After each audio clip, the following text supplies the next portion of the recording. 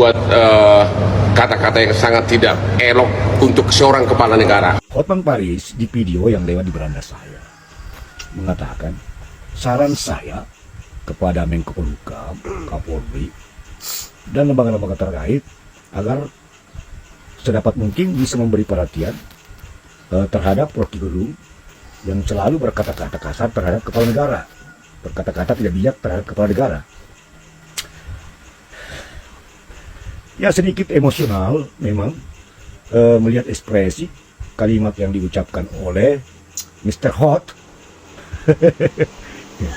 Dia sesungguhnya ya, ini dia lawyer papan dangkal ini, lawyer kampungan ini, yang tidak tahan dia menerima cerca cakian sindiran dari Pak Rocky Gerung.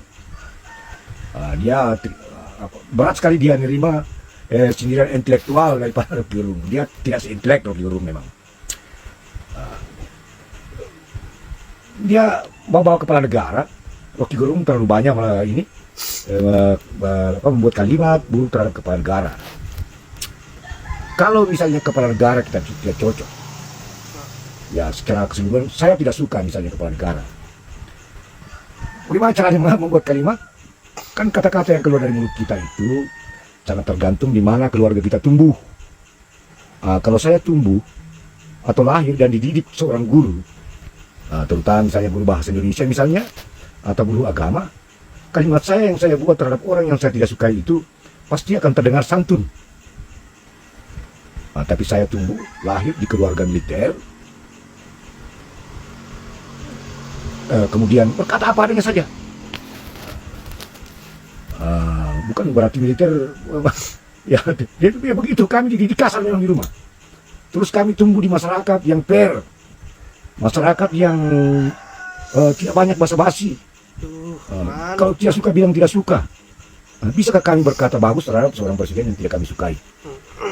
Kami dari Sulawesi, sama dengan Rocky Gerung, dia juga dari Sulawesi. Artinya kami bicara yang sebenarnya apa adanya. Orang Batak juga begitu. Tapi Anda karena rasa sakit hati Anda dan sikap materialistis di kepala Anda, tertutup itu pribadi orang Batak yang tegas dan jujur. Jadi Anda tidak membawakan, ini saya bukan bicara suku, tapi dialek Batak saja yang Anda miliki. Tapi karakter orang Batak sebenarnya tidak Anda miliki. Orang Batak itu jujur, apa adanya kalau dia bicara. Yang saya kenal sih begitu.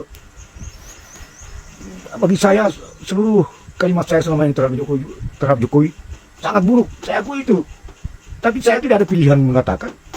Misalnya kalau Jokowi misalnya membagi-bagi beras menjelang pemilu, masa aduh bagusnya Jokowi ya, dia dalam melakukan agar anaknya jadi presiden, dia dengan baik hati membagi-bagikan beras atau bansos sebelum pemilu, menjelang pemilu. Itu terdengar aneh itu.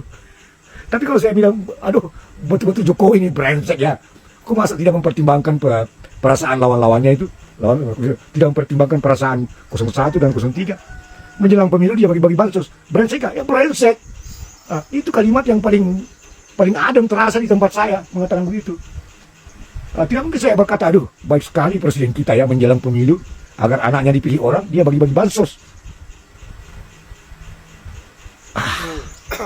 Begitu banyak perilaku Jokowi yang tidak bisa diterima banyak orang. Ada yang menerima juga, kelompok-kelompok munafik, ya kelompok-kelompok pecinta buta dia, ada juga. Tapi lebih banyak juga yang menolak. Contoh misalnya, yang bisa terima kebohongan dia tentang SMK, cuma orang-orang dia yang buta matanya, buta hatinya, buta semua segala-galanya. Yang hatinya fanatik buta terhadap Jokowi yang bisa terima. Nah, siapa yang bisa menerima? Kalau dibohongi, terus apa lagi kebohongannya? Kalau saya buka, dia bilang dalam kantongnya ada 600.000 triliun. Tai. Presiden berbohong itu bejat. Presiden berbohong itu brengsek. Presiden berbohong itu bajingan.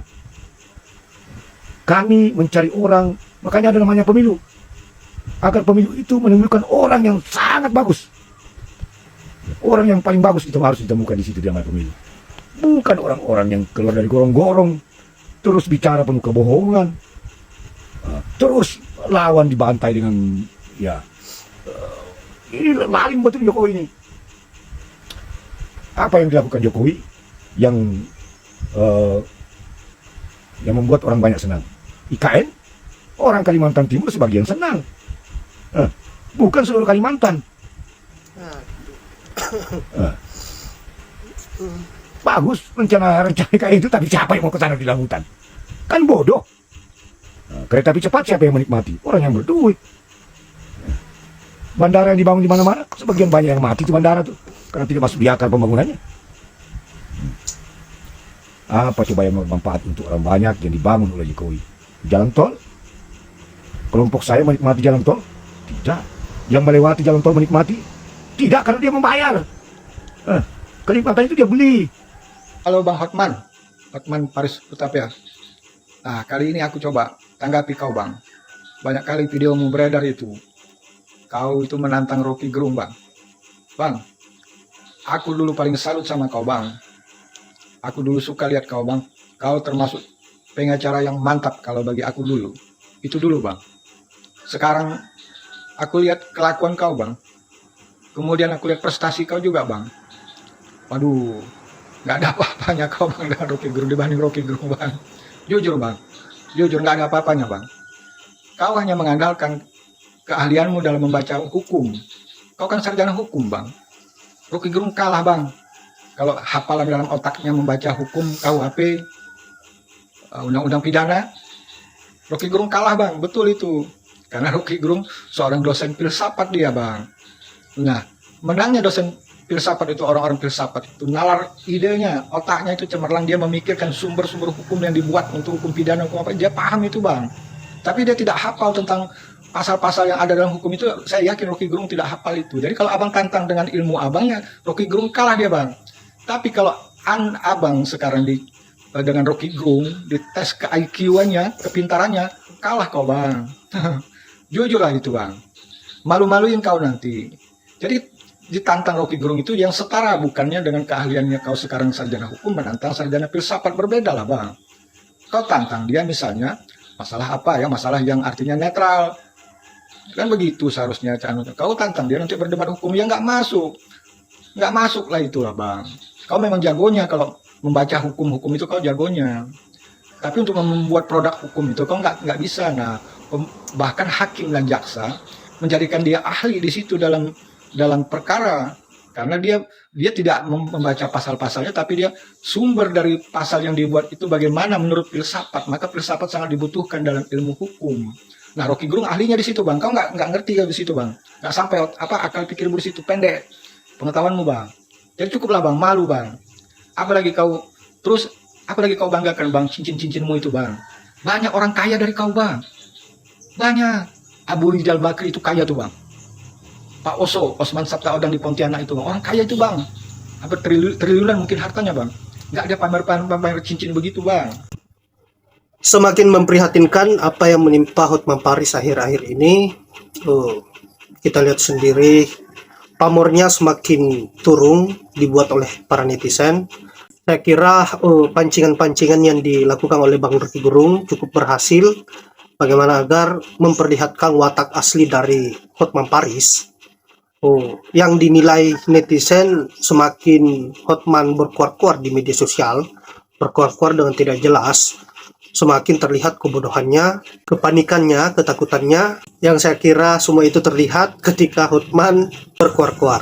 Nah, terlepas dari itu, saya menilai bahwa penyebab utama para netizen marah besar terhadap Hotman Paris ini adalah karena Hotman rela menjadi penjilat demi sebuah cuan, rela mengkhianati rakyat demi sebuah cuan, membela orang-orang yang salah seperti Jokowi dan antek-anteknya, sehingga membuat rakyat tertantang dan merasa Hotman Paris ini wajib diberikan pelajaran.